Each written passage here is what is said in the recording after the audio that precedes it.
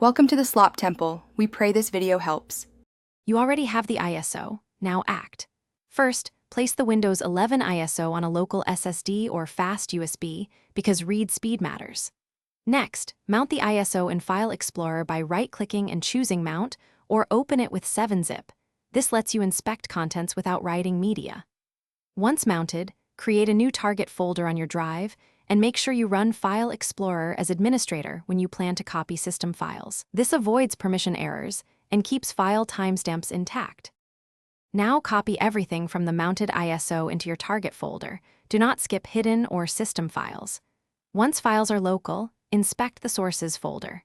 If install WIM exceeds 4 GB, you must split it for FAT32 USBs because FAT32 disallows larger files.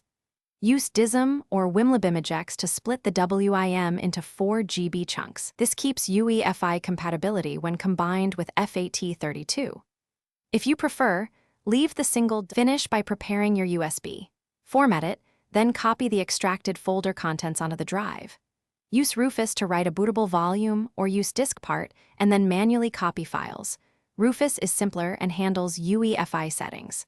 Once done, reboot and choose the USB from your firmware boot menu to test. If the installer fails to boot or files are missing, the usual cause is a too large install. WIM, split it into 4 GB parts, or use an NTFS-based approach with an EFI boot shim. That typically resolves the issue.